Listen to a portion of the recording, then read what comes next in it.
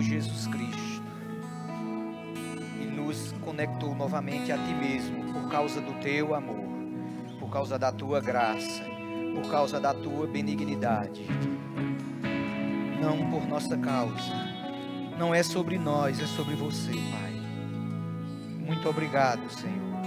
Muito obrigado porque nós podemos estar aqui para aprender de Ti, mas principalmente para nos derramarmos em Tua presença, Te adorar e Te exaltar, Pai.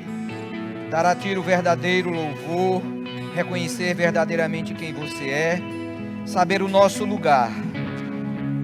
Assim como Maria, o nosso lugar é aos Teus pés, Te adorando e Te exaltando, ouvindo de Ti, aprendendo de Ti, considerando a Tua presença, considerando as Tuas instruções.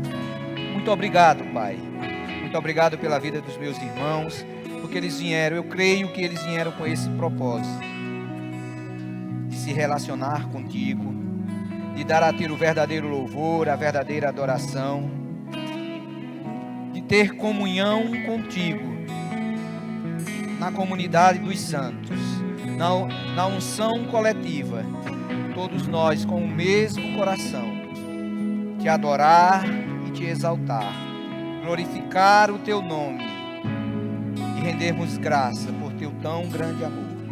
Querido Espírito Santo, Espírito da verdade, amigo, conselheiro, consolador, conduze-nos na ministração dessa palavra, que não seja só uma palestra ou uma demonstração de conhecimento natural, mas que seja uma palavra que venha do trono da graça, regada com a Tua unção, para alcançar as nossas vidas e nos fazer transformar-nos mais ainda à imagem e semelhança de Cristo. No nome do Senhor Jesus Cristo, eu declaro que os nossos corações são terras férteis para receber a boa palavra, e nós frutificaremos por causa da Tua graça, por causa do Teu amor. Muito obrigado, Pai, no nome do Senhor Jesus Cristo. Amém, amém, aleluia, glória a Deus. Bom dia, meus amados, graça e paz. Gente, obrigado. Eu vou fazer diferente. Dessa vez o tecladista não vai ficar, quem vai ficar é o baterista. Brincadeira, faz parte, não é? Eu estava brincando, eu comentei essa semana, eu digo, ninguém nunca pediu para outro instrumentista ficar, né? Eu já vi uma vez um violonista ficar, mas porque não tinha o teclado, mas geralmente a gente pede para o teclado ficar e natural, né? Imagina uma ministração regada à bateria, não sei se daria certo, mas vale seguir a instrução, não é? E, meus amados, por que eu iniciei dessa forma, ou eu brinquei dessa forma? Porque nós vamos falar hoje sobre relacionamento. E entre uma das coisas que nos dá cabimento no relacionamento é a intimidade, né? É você poder brincar, você poder se comunicar, você poder falar, você se expressar de uma forma descontraída, como também de uma forma séria. Não necessariamente quando você se expressa descontraído, você não esteja falando sério, não é? E isso são faces do relacionamento, aonde nós temos, hoje em dia, né? Nós temos várias formas de relacionamento, né? De nos relacionarmos, não é?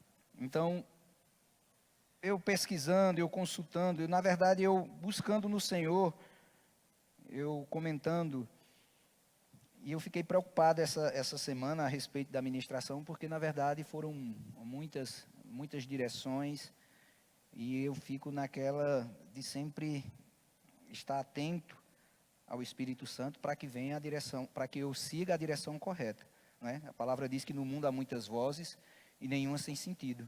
Inclusive tem até a voz da minha alma, né? Onde a gente possa pensar e considerar que aquilo que nós estamos pensando seja o melhor. Não que esteja errado, mas o melhor é aquilo que Deus pensa ao nosso respeito. O melhor é aquilo que o Espírito Santo quer nos alcançar. É muito melhor do que aquilo que nós possamos imaginar. E eu vou trazer aqui dois conceitos. Um conceito sobre relacionamento. Existem vários conceitos, existem várias formas. E um conceito sobre relação, para que a gente possa poder navegar na palavra a respeito disso. Relacionamento é uma ligação entre duas ou mais pessoas que pode ser afetiva, profissional, de amizade ou familiar, baseado na convivência, comunicação e reciprocidade, com o objetivo de unir e manter comunhão.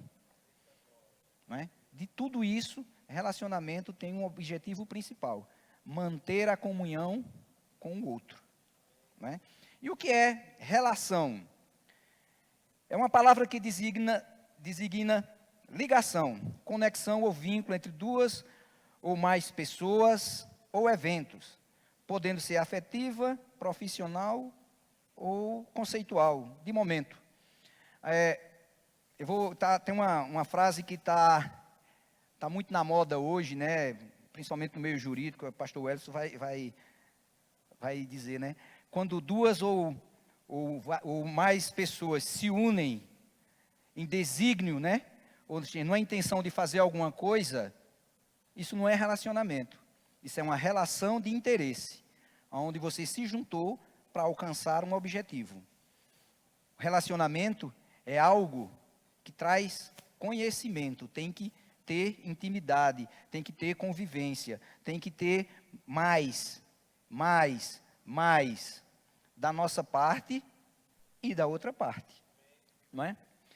E dentro da palavra de Deus, o Senhor Jesus Cristo, ele foi e ele é um expert em relacionamento, não é? Jesus Cristo, ele dizia assim: eu e o meu Pai, nós somos um. Eu e meu Pai, nós somos um. Quando ele estava se despedindo dos seus discípulos, e ele estava fazendo a promessa do Espírito Santo, ele dizendo que precisava ir, senão o Espírito não viria, Tiago disse assim: mostra-nos o Pai, para que creiamos. Eu confesso que eu lembrava desse texto, mas eu sempre pensei que quem teria dito isso teria sido Tomé, né? Porque Tomé era o ver para crer, né? Mas foi Tiago que disse. E Jesus Cristo disse: como pedes, mostra-me o Pai. Quem vê a mim, vê ao Pai. Se não creis, porque me vês, crei pelo menos pelos milagres, pelas obras que eu tenho feito. Por quê? Porque ele sempre disse: eu não faço de mim mesmo, eu faço o que meu Pai manda, eu faço o que eu vejo meu Pai fazer, eu faço pelo Espírito, eu faço pelo... Entendeu? Ele não faz de si mesmo. Então ele mostra uma relação íntima, intrínseca. Ele está dessa forma com Deus, ao ponto de você não conseguir definir o que é a mão direita da mão esquerda, de tão íntimo que ele é com Deus. Mas ele fala e ele ensina, ele nos ensina como nós devemos nos relacionarmos com Deus. Em João 4:24, é aquela história da mulher samaritana, não é? E ela pergunta, né, quando ela vê que se trata de um profeta, né, quando ele começa a tratar da vida dela e tudo, ele diz: vejo que és um profeta, e ela já, por se tratar de um homem de Deus, ela sai do contexto natural da conversa e ela vai logo para o contexto espiritual. Ele diz assim: os nossos pais, eles dizem que nós devemos adorar no monte, mas vós judeus dizem que é em Jerusalém. E onde é que se deve, né? E o Senhor Jesus diz: Deus é espírito, e importa que seus adoradores o adorem em espírito e em verdade. Nas entrelinhas ele está dizendo: não importa o lugar, tanto faz ser no monte, como ser em Jerusalém, como ser no seu quarto, no seu banheiro. O seu relacionamento com Deus tem que ser em espírito e em verdade, em inteireza de ser. Sair da mente e descer para o coração. O meu relacionamento com Deus, o seu relacionamento com Deus, ele tem que ser pautado dessa forma. Por quê? Porque se ele não for pautado dessa forma, nós podemos incorrer em alguns equívocos de relacionamento, de acharmos que estamos nos relacionando e estamos buscando apenas uma relação de em que um Deus Todo-Poderoso pode me dar, e eu, como o seu servo, ou um que aderiu aos seus conceitos, posso receber, ou pior, tenho o direito de receber. E isso é muito sério e é muito grave. Porque a gente vê pelos textos bíblicos, nós podemos ver que muitas pessoas incorreram por essa linha de querer se relacionar ou de querer buscar a Cristo e, consequentemente, buscar a Deus apenas pelos benefícios. Em João 6,26, a gente vê quando Jesus Cristo estava recriminando as pessoas porque eles estavam buscando simplesmente um mantimento natural. Foi decorrente da multiplicação dos pães e de outros eventos seguintes. Em João 6,26, Jesus respondeu: em verdade vos digo que vós me procureis, porque não vistes sinais, mas porque comestes os pães e vos fartastes. Muitas vezes, pastor Jacques, ele pregou domingo aqui, e a expressão que ele usou foi fantástica, e é desse jeito: chega de migalhas. Nós somos filhos. Nós somos filhos. Nós temos livre acesso à presença de Deus, não por nós mesmos. Não foi o que nós fizemos, foi o que nós recebemos. Nós recebemos a graça salvadora em Cristo Jesus. Então nós não precisamos nos comportar dessa forma. Buscar a Deus por causa da comida, por causa da bebida, por causa do que vestir. Buscar a Deus porque o que é que Deus pode me dar. É aceitável esse tipo de procedimento para uma pessoa que vem do mundo e não tem conhecimento ainda do caráter de Deus. É uma criança, é um bebê em Cristo e ele ainda está se desenvolvendo, não é? A gente trazendo isso para um contexto natural, uma criança, 3, 4, 5 anos de idade, às vezes, vamos dar um exemplo, ela tem um avô que toda vez que encontra, ele dá um presente, ele dá um dinheiro, ele dá uma coisa. E às vezes a criança na inocência, por que é que você gosta de seu avô? Ah, porque ele me dá as coisas. E, gente, isso é natural, isso é uma criança, ela ainda não tem o discernimento de valoração de pessoa. Mas imagina nós, adultos, por que é que você gosta de seu pai? Ah, porque meu pai banca a minha vida. Imagina seu pai ouvindo isso. Como ele vai se sentir? Eu sou meramente o supridor das suas necessidades? E era dessa forma que as pessoas estavam buscando essa comunhão ou esse relacionamento com Cristo e, consequentemente, com Deus. Que nós vemos pela definição, era só uma relação. Eu vou, você me dá. Eu vou, você me dá.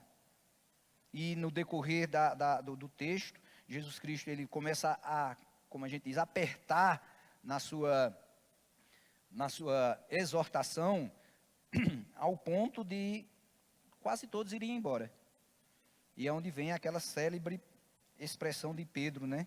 Quando Jesus disse: e vós, não quereis ir embora também? E Pedro, inspirado pelo Espírito e também inspirado pelas experiências que ele tinha com Cristo, que eles tinham com Cristo, ele diz: para onde iremos nós, se só tu tens as palavras de vida eterna? Para onde iremos nós? Mas também existem, vamos dizer, existem pessoas que se relacionam justamente por causa do poder, das manifestações, não é? As pessoas que, de repente, também, não quero julgar, eu só quero nos localizarmos na nossa maturidade, no nosso relacionamento com Deus. Às vezes você chega e diz: olha, ali tem um profeta que é do fogo. E a gente vê até pessoas de outros ministérios que vão e que buscam, e estão buscando, sabe? Ah, naquela igreja o fogo desce. Ah, porque eu quero ver, porque, né, eu quero ver se tem alguma coisa para mim, como se fosse só naquele ambiente, ou naquele ministério, que Deus se manifestasse, como se Deus tivesse filhos prediletos. E não é. Na verdade, as pessoas que agem dessa forma, elas buscam a Deus somente pela manifestação do poder. E em Mateus 12:38, o Senhor Jesus disse, nesse texto, os escribas e os fariseus, eles estavam conversando com o Senhor Jesus. E alguns escribas e fariseus replicaram, mestre, queremos ver de tua parte um sinal. Olha como há uma, como é que diz, uma dicotomia. Ou seja, veja como é interessante as pessoas que chegavam até Jesus. Em João 6:26, ele disse, vocês não me buscam por causa dos sinais. As pessoas, elas conseguiam ignorar os milagres e ficavam só com o resultado do milagre. Já os escribas e os fariseus, eles ignoravam os milagres, eles ignoravam o resultado, eles queriam ver um sinal, eles pediram um sinal. Por que eles pediram um sinal? Porque eles eram, a palavra fugiu, mas eles eram metódicos, eles queriam ver. Era para crer?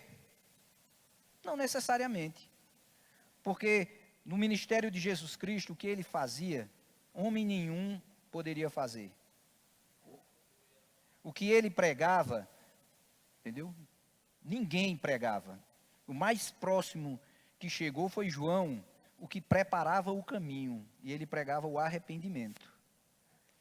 Aí ele diz, ele porém respondeu, isso é no 39, uma geração má e adúltera pede um sinal, mas nenhum sinal lhe será dado, senão do profeta Jonas. E qual é o sinal do profeta Jonas? O profeta Jonas, o texto, né, a gente sabe que ele desobedeceu a Deus quando ele tinha que ir em Nínive e pregar a palavra, pregar o evangelho, não é? A gente chama de evangelho porque o evangelho é boas novas. Então, ele foi pregar a palavra em Nínive, boas novas, se arrependam. E ele se recusou. E a Bíblia diz que ele foi engolido por um grande peixe. Aí, isso aqui é só curiosidade de quem estuda para ministrar. Eu fui pesquisar. Baleia é peixe? Né? Na biologia, não é. Peixe é aquele que respira por guelras. Né?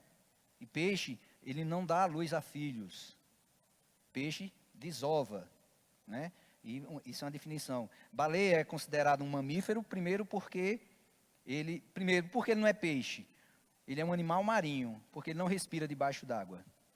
Ele tem que subir, respirar, né? E ele dá a luz a filhotes e amamenta. Então, só isso. Então, mas para o contexto da época, eu fui ver quando foi que foi definido isso, foi com a modernidade. A biologia, né? Então definiu. Mas para Jonas na época era um peixe. E está tudo certo. Entendeu? O importante é que ele foi engolido e colocado de volta e ele cumpriu o propósito. E Jesus Cristo está dizendo assim, o sinal que eu vou dar é esse. E que sinal foi esse? Jonas ficou 3 dias dentro de um peixe. Ele disse, o sinal que eu vou dar é eu 3 dias, morto e depois ressurreto. E eles que observassem esse sinal e aprendessem sobre esse sinal. Então, existem várias formas que nós podemos estar pensando que estamos vivendo um relacionamento e estamos, na verdade, buscando uma relação. E muitas vezes nós vamos nos frustrar com isso. Por quê? Porque quando nós vivemos não um relacionamento, mas uma relação onde é troca, né? Tu me dá e eu recebo, eu chego e tu me dá, eu faço por onde merecer, nós geramos expectativas. E o que é expectativa? Expectativa é estado ou qualidade de esperar algo ou alguma coisa que seja viável ou provável que aconteça. Isso é uma expectativa. Eu vou dar uma expectativa que nós estamos vivendo, bem próxima, e outra mais adiante um pouco.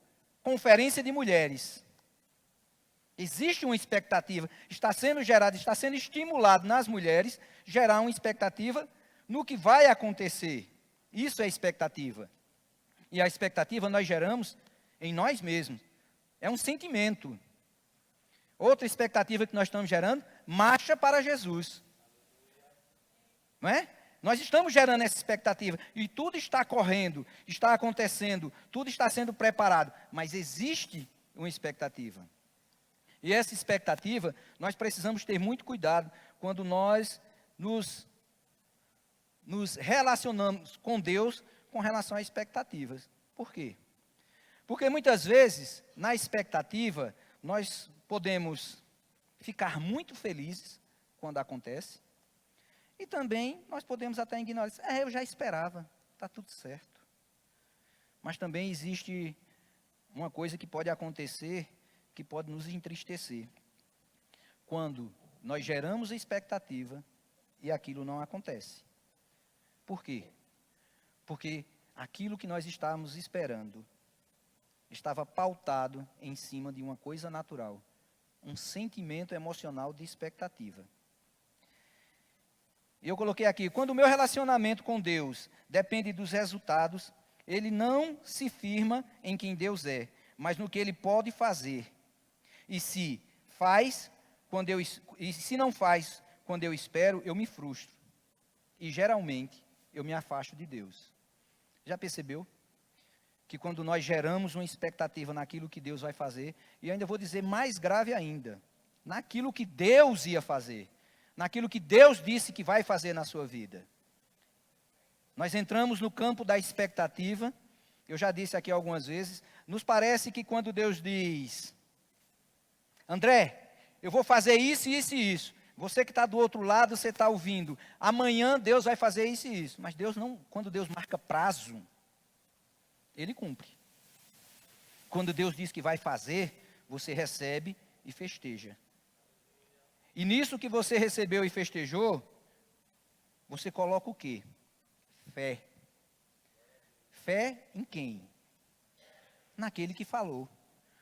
Porque o que é fé? Ora, a fé é a certeza das coisas que se esperam e a convicção dos fatos que não se veem. Hebreus 11:1. Deus falou. Nós precisamos entender uma coisa a respeito de fé. Fé é algo que nós aplicamos naquilo que Deus falou. Aprenda uma coisa, aquilo que é impossível para você, mesmo depois que Deus falou, para você, continua impossível. Vou dar um exemplo. Uma mulher ou um casal que quer ser pai, né? A ciência, a medicina diz é impossível. É impossível. Vamos lá. Você recebe uma palavra da parte de Deus. Deus diz, como aconteceu com Abraão e Sara. Naturalmente, na sua força, continua impossível, mesmo Deus tendo entrado no negócio. Você sabe qual é a diferença que tornou possível? Deus ter entrado no negócio. Então, você sai da condição natural e começa a crer no Deus da promessa. E você gera fé. Por quê? Por que não expectativa? Porque a expectativa passa. A palavra diz que Abraão ele creu contra a esperança. Ele saiu da expectativa e foi para a esperança. E quando a esperança estava acabando, ele continuou crendo. Por quê? Porque para Deus nada é impossível. Se Deus falou, fica com o que Deus disse. Outra coisa, Deus falando, segue as instruções que Ele falou. Isso também é uma forma de se relacionar. Não tenta ajudar Deus. Eu já disse aqui várias vezes, nada que nós possamos fazer ajudará Deus a cumprir a palavra dEle. Porque dEle é o sim e o amém. E Ele falou, nele já se cumpriu. Se você quer ajudar alguém a cumprir, para que aquilo ali aconteça, ajuda você mesmo. Fique no centro da vontade de Deus. E esteja atento às direções do Espírito Santo. E como é que eu vou ficar atento às direções do Espírito Santo? Mergulhe na palavra. Mergulhe na oração. Tenha intimidade com o Espírito Santo. Eu dei esse exemplo uma vez e graças a Deus não acontece mais. Mas às vezes eu vinha para a igreja e uma voz dizia assim no meu espírito, leve a chave da igreja. Aí eu dizia, não, eu não vou levar não, que não é eu que vou abrir, o gestor não sou eu. Quando eu chegava, eu tinha que voltar, porque não tinha ninguém. O Espírito Santo não vai dizer, eu lhe avisei. Eu é quem digo para mim mesmo, eu fui avisado. São nas pequenas coisas. Às vezes nós queremos ser guiados pelo Espírito em coisas gigantes, coisas grandes, e nós seremos. Mas nós precisamos ser treinados nas coisas pequenas. E isso reflete relacionamento. Isso reflete relacionamento. Por quê? Porque no que diz respeito à fé, a fé é uma forma que nós temos, que Deus nos deu, de agradar a Deus. Em Números 14:8, é a história dos espias, né? Quando os 12 foram enviados e voltaram 2, e 10 fizeram com que o povo tivesse uma visão distorcida daquilo. Um dos espias disse assim: se o Senhor se agradar de nós, então nos fará entrar na terra, e nula dará, terra que mana leite e mel.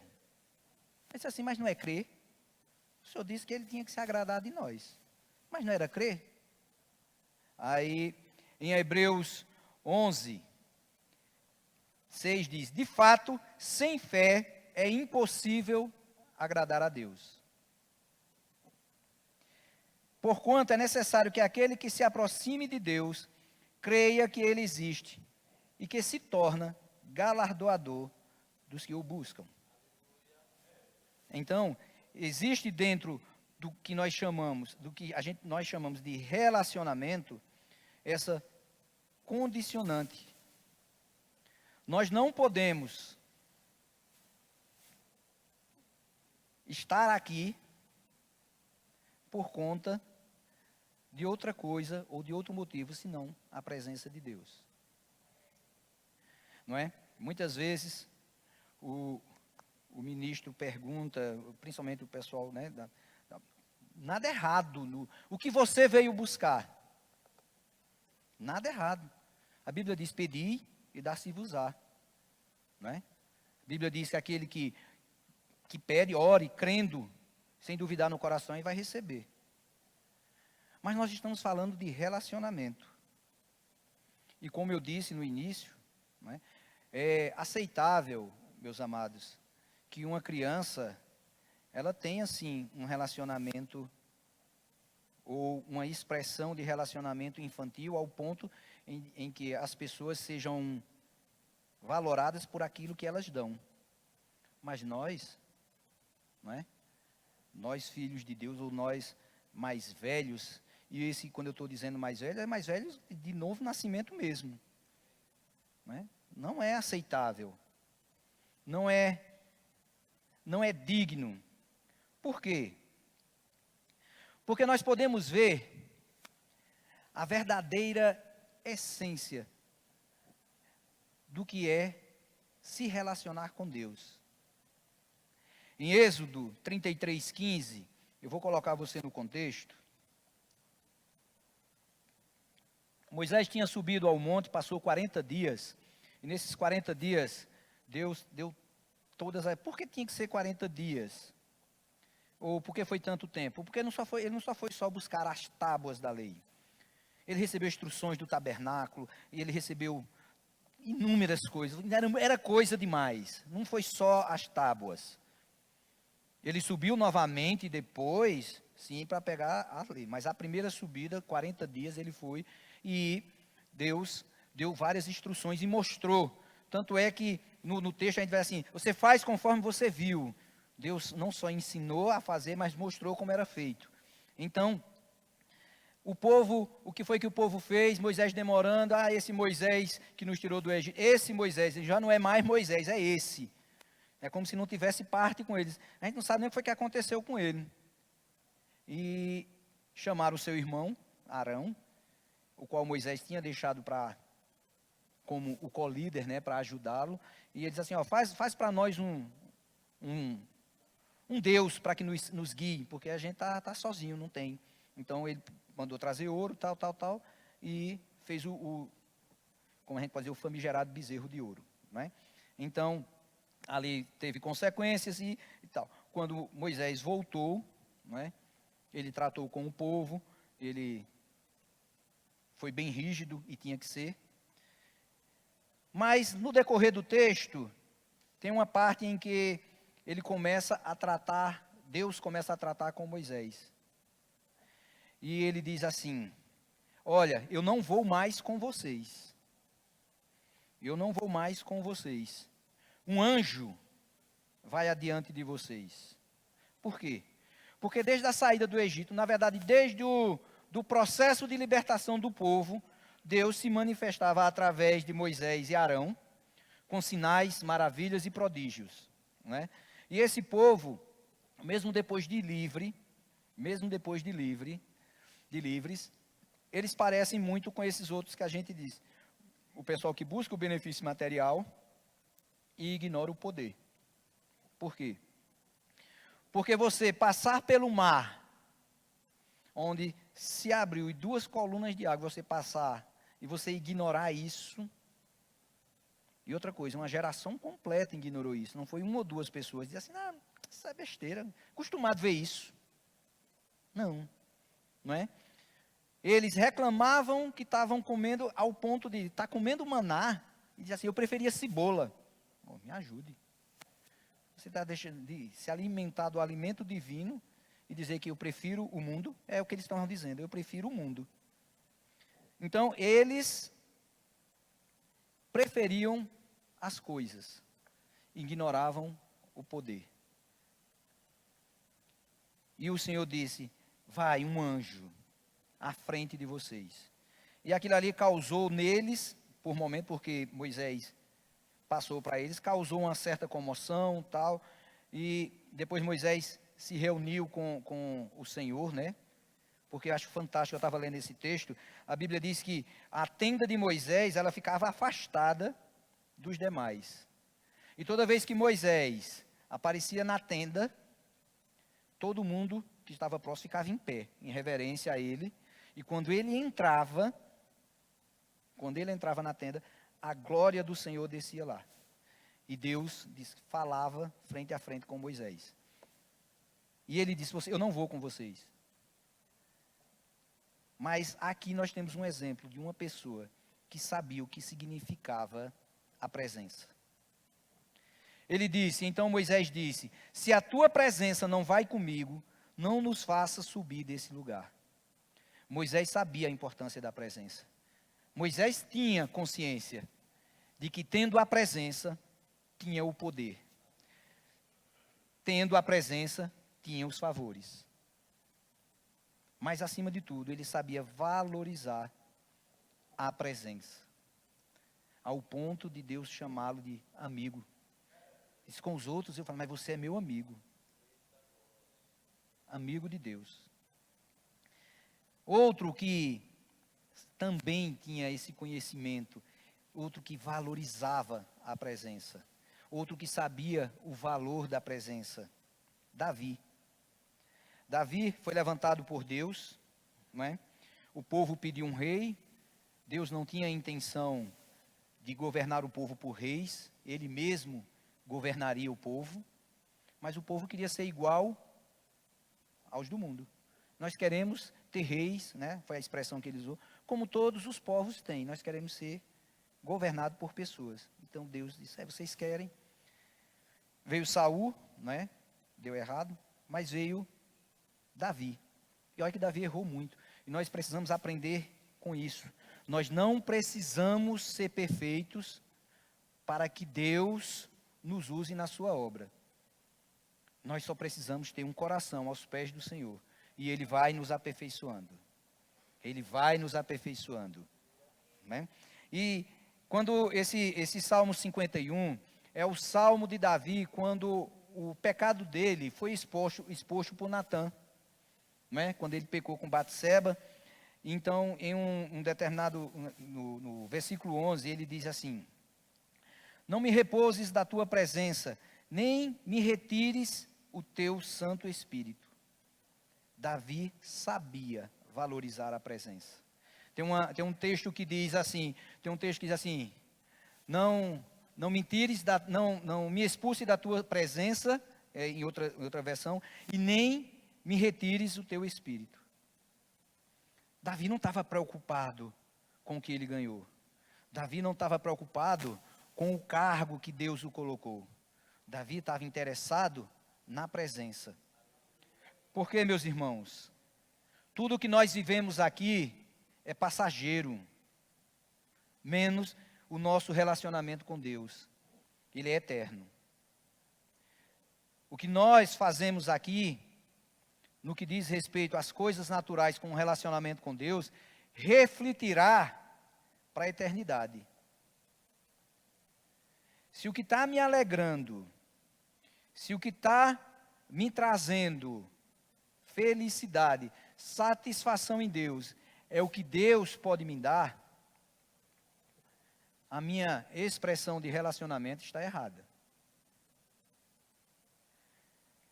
O texto diz: Deus é espírito, e importa que os seus adoradores o adorem em espírito e em verdade.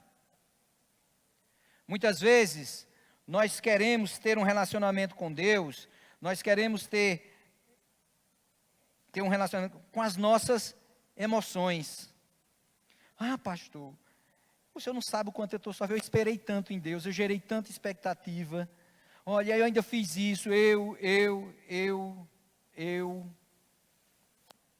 geralmente eu não vi, eu criei esse conceito, não sei se ele foi inválido, julguem, mas o que eu digo, o que é cristianismo e o que é religião. Religião é aquilo que o homem criou para dominar outros homens e também para, através dos seus meios, tentar alcançar Deus. Um religioso sempre vai dizer, olha, porque eu sou bom, porque eu faço isso, porque eu faço aquilo, porque eu. E se Deus achar que eu fui bom, Ele vai me salvar e eu vou ter acesso a Deus. Mas o que é cristianismo? Cristianismo é Deus unindo-se com os homens através de Jesus Cristo. Então não é sobre o que eu faço, é sobre o que Cristo fez. Então quando nós colocamos e nos empenhamos nessa coisa dos sentimentos, nós vamos falhar. A Bíblia diz, no mundo tereis aflições, mas tende bom ânimo, eu venci o mundo. Como Janaína pregou quinta-feira, a casa construída sobre a rocha, ela teve que ser cavada o chão até chegar à rocha. Ou seja, relacionamento necessita de profundidade. Relacionamento necessita de profundidade. Relacionamentos são tiradas as coisas que não servem. As picuinhas, as coisas. Vão haver. Entre nós, a Bíblia mesmo diz lá no Salmo, assim como o ferro afia o fogo, um amigo afia o outro. Num relacionamento onde não há essa coisa do você se desagradar, sem fé é impossível agradar a Deus. Deus está dizendo, se você não se relacionar comigo, você está me desagradando.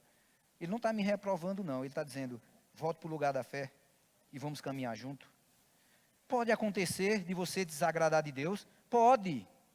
Mas pastor, pode. Não, você tem sentimento. Mas sabe qual é a posição correta?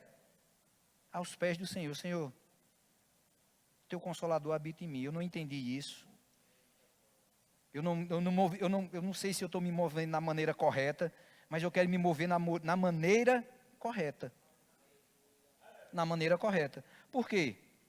Porque nesse texto de Êxodo, você acha que Moisés se agradou quando Deus disse que não ia?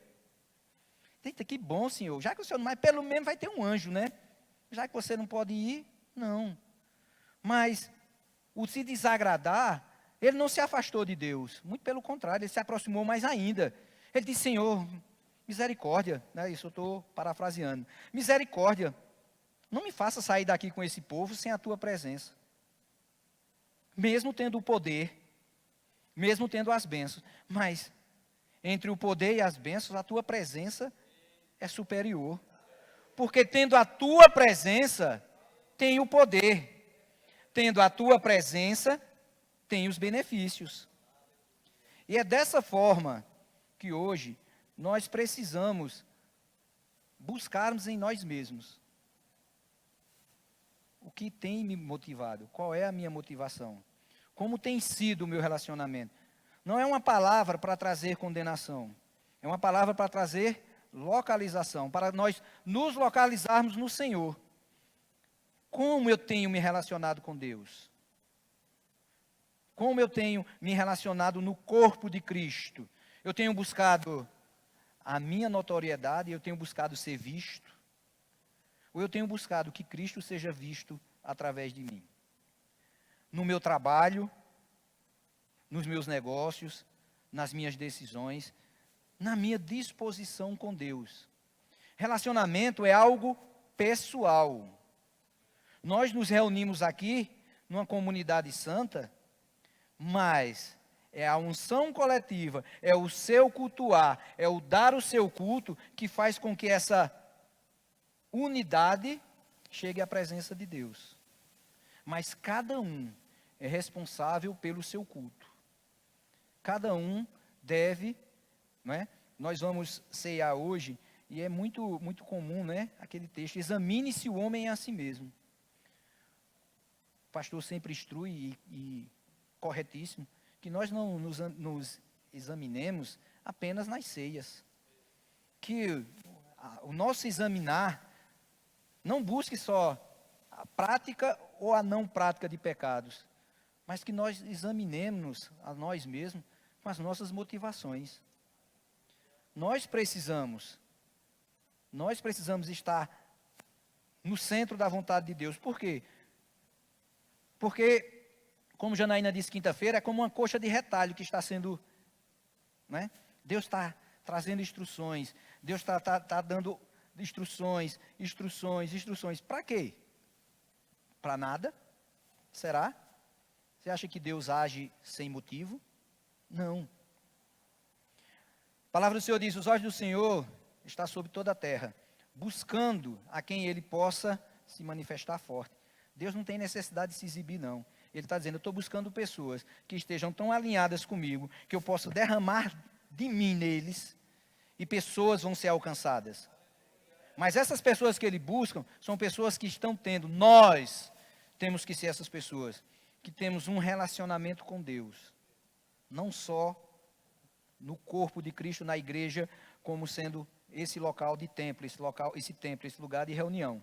Mas que nós tenhamos um relacionamento com Deus firme e verdadeiro, aonde quer que nós possamos estar. É na faculdade, é no quartel, é no comércio, é na sua residência, é em qualquer local que nós estejamos, que nós possamos estarmos atentos a esse tipo de relacionamento. Por quê? Porque Deus busca adoradores que o adorem em espírito e em verdade. Nós não podemos viver uma vida de relacionamento com Deus baseado em resultados. Porque se nós vivemos uma vida baseada em resultados, nós vamos buscar o benefício natural, nós vamos buscar o poder, nós vamos gerar expectativa, mas nós vamos esquecer o essencial. Tudo isso nós teremos quando nós estivermos em intimidade de relacionamento com Deus. Assim como Jesus disse a Marta, Maria escolheu a melhor parte. Não que o que Marta estivesse fazendo fosse indigno ou fosse errado, não. Ele está dizendo, há lugar para tudo, há hora para tudo. Jesus Cristo, Ele falou com Israel, Ele buscou esse relacionamento. No lamento que o Senhor Jesus fez a respeito de Israel, Ele disse: Israel, Israel, que mata os seus profetas. Quantas vezes eu quis te recolher como uma galinha recolhe os seus pintinhos. Um lugar de relacionamento com Deus é um lugar de proteção, é um lugar de segurança, é um lugar de intimidade, é um lugar de crescimento. Que nós possamos nos avaliarmos, que essa palavra, ela borbulhe em nossos corações, com esse desejo, com esse entendimento. Nós somos chamados para um relacionamento. Nós não podemos esquecer disso.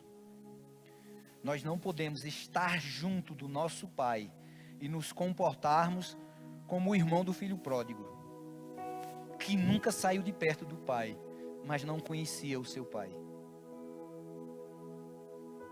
Nós não podemos ser como o filho pródigo, que mesmo reconhecendo a bondade do Pai, se deu ao luxo de, por causa dos seus desejos, sair da presença do Pai. Nós precisamos ser como Jesus Cristo, no que diz respeito à intimidade com Cristo. Aquele que vê a mim, vê ao Pai. Aquele que nos vê tem que ver Jesus Cristo.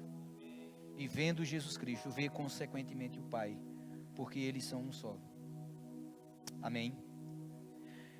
Eu gostaria de falar agora para você que ainda não tem esse relacionamento com o Senhor Jesus Cristo. Você ainda não tem esse relacionamento de pai para filho com Deus. Você pode dizer, mas todos são filhos de Deus. Não, todos foram criados por Deus, mas filho só foi dado àquele que entregou a vida a Jesus Cristo. A palavra do Senhor lá em João diz assim: veio para os seus e os seus não receberam, mas todos quanto receberam, deu-lhes o poder, deu-lhes o direito de serem feitos filhos de Deus. E como eu faço para manter esse relacionamento, ou começar esse relacionamento com Deus? Entregando a sua vida a Jesus Cristo, confessando-o como único e suficiente Salvador, confessando-o como Senhor e consequentemente Salvador. A Bíblia diz que nós cremos com o coração e confessamos com a boca. Se você não tem essa aliança com Cristo, se você ainda não nasceu de novo, se você ainda não é filho de Deus e quer para a sua vida, ergue a tua mão, que nós queremos orar com você, conduzir você numa oração. Você que está nos assistindo, se você fizer essa decisão, coloca aí na descrição da transmissão, que nós vamos entrar em contato com você. Novo nascimento, filiação com Deus, é para toda a humanidade, mas só recebe quem confessa. Amém? Se você está com alguma enfermidade, primeiramente saiba que ela é ilegal no seu corpo. E você quer oração por cura, vem para cá receber a sua cura. Agora vem na certeza de buscar aquilo que Cristo já conquistou na cruz para você. Amém? Ninguém? Se você ainda não é batizado com o Espírito Santo, com a evidência de falar em outras línguas, um revestimento de poder que vai, como diz, né, está muito moderno, o upgrade na sua vida espiritual, onde você vai ter a presença do Espírito em manifestação, fluindo naquilo que você fala e naquilo que você faz, no que diz respeito à pregação do Evangelho e viver a sua vida espiritual. Vem para cá, um revestimento de poder, onde vai potencializar a sua vida espiritual, o seu testemunho aí no mundo.